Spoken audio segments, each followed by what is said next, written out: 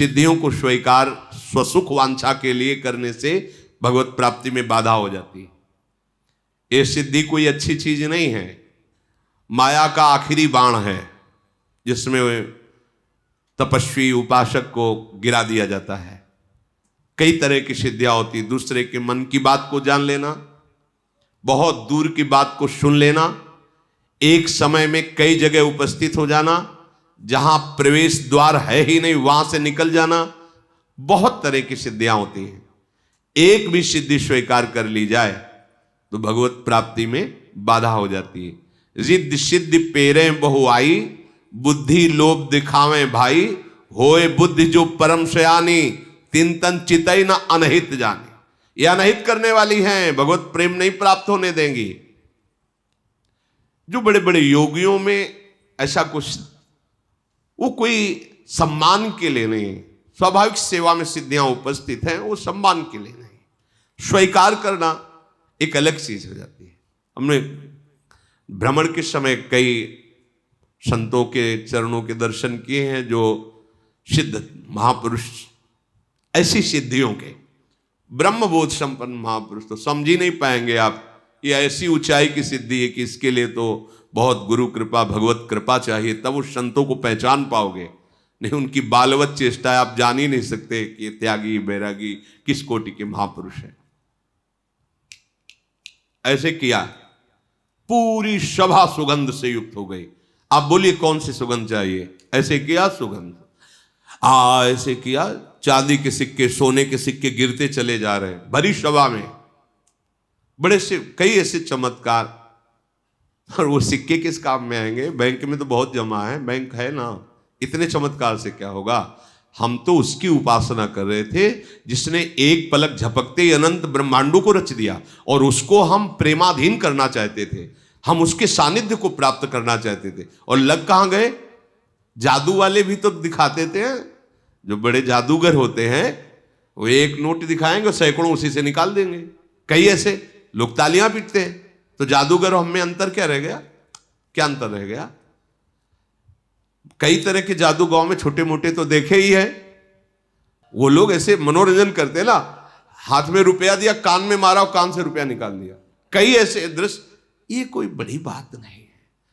माया के द्वारा रचित पदार्थों को दर्शन करा देना या कोई अलौकिकता है, कोई खास बात।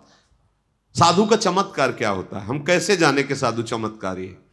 हमारा विषयी मन जो भोगों में रत है, पापाचरण में रत है, बलात् उसे खींचकर प्रभु के नाम रूप लीला धाम में लगा देना, यह महात्मा का चमत्कार होता है। यह चमत्कार किसी और सिद्धि से नहीं होता, ये केवल भगवत चरणारविंद की अनन्य निष्ठा से होता है।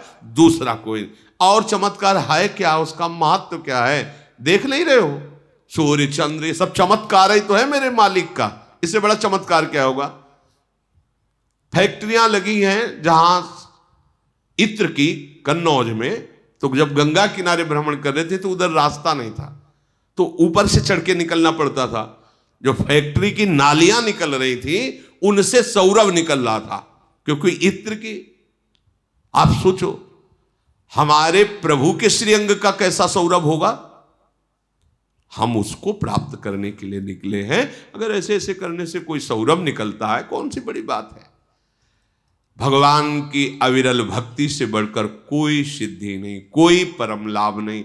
अच्छे से समझ लो, इस सिद्धि से सब सिद्धि प्राप्त हो जाती है। सब सिद्धि का मतलब कोई चाह ही नहीं रह जाती, सब रूपों में प्रभु है ऐसा अनुभव हो जाता है। अब किसको चमत्कार दिखाना? क्या चमत्कार दिखाना? भगवान के नाम में जितनी सामर्थ्य सी किसी भी सिद्धि में सामर्थ्य नहीं।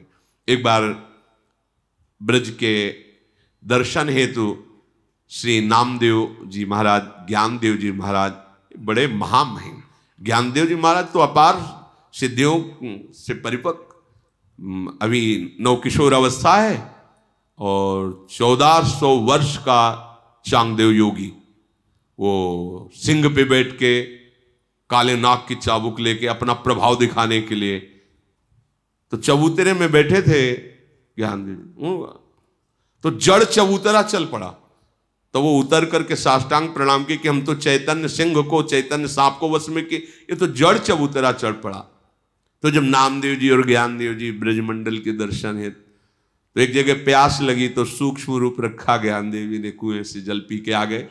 नामदेव जी से कहा कि हमको तो ऐसा कुछ लगता नहीं, कोई ऐसी सिद्धि नहीं, पर इतना जानते हैं कि प्रभु के नाम में अपार सामर्थ्य। विठ्ठल विठ्ठल विठ्ठल, कुएं का जल उठना, सामने से कुएं का जल बहने लगा, चुल्लू में बह। सब सिद्धियों से बड़ी सिद्धि नाम, जो नामी को अधीन कर ले। छोटी मोटी प्रकृति की वस्तुओं की बात क्या,